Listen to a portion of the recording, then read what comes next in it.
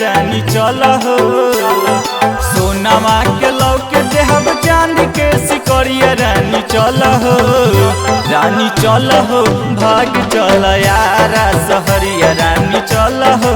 भाग चल पाटना सहरिया।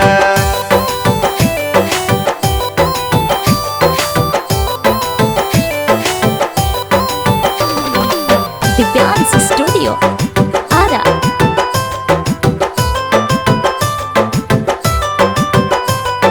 गोल घर और चिड़िया खाना घुमाई।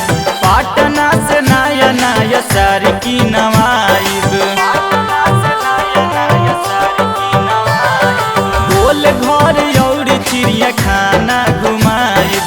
पाटना से नया नया साड़ी की नवाइब।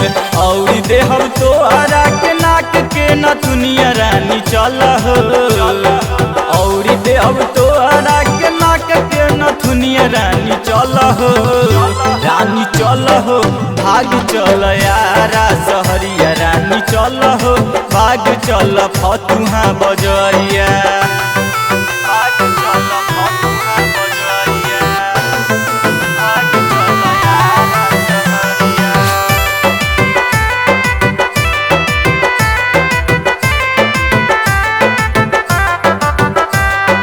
तोहरा से जुड़ल बाटे दिलवा के नाता। करिले हम प्यार तोहसे जानेला विधाता। तोहरा से जुड़ल बाटे दिलवा के नाता। करिले हम प्यार तोहसे जानेला विधाता। घरवा अंगनवा के छोड़ दो फिक्रिया रानी चल हो। घरवा अंगनवा के छोड़ दो फिक्रिया रानी चल हो। रानी चल हो भाग चल मने र बजरिया रानी चल हो। भाग चल दानापुर सहरिया।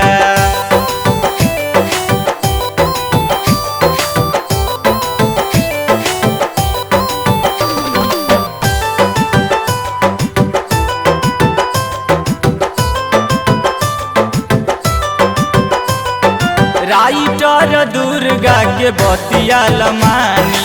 मनुआ सुधीरवा के बुझ परेशानी। राइटर दुर्गा के बतिया लमानी। मनुआ सुधीरवा के बुझ परेशानी। गाय करहुलवा के बन जा दुलहिनिया रानी चल हो। गाय करहुलवा के बन जा दुलहिनिया रानी चल हो। रानी चल हो भाग चल बिहटा बजरिया रानी चल हो। भाग चल रामपुर बजरिया।